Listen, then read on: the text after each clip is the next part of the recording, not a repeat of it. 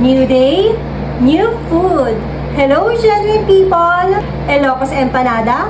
Ano? Tara?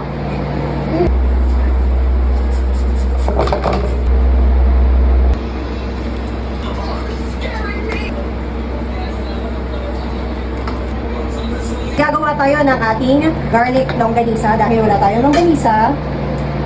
So, mantika, bawang, and sibuyas. And then pepper. Soy sauce, and vinegar. So, set aside muna natin itong garlic longganisa. Ngayon, gagawa tayo ng dough. So, okay na yung ating dough. And naglagay lang ako ng plastic dito ay nilagyan ko siya ng oil. So, kulang tayo ng konti. Ay. So,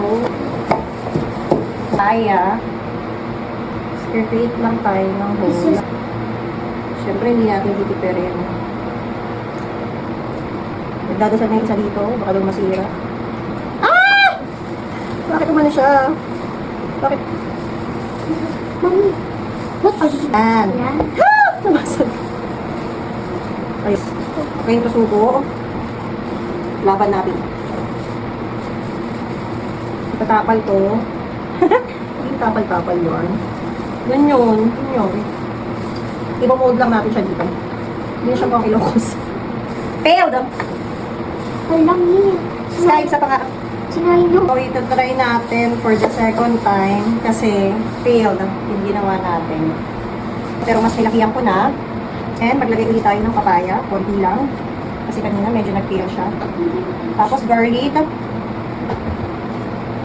Kasi, nangyayari niyan. Sayang naman. Tatakpan ko siya yan. Nagkakaroon na malabas na naman siya. Pabaliktad natin. Dapat, masilog talaga natin. Iyakin na natin siya. Para ba? Professional ako.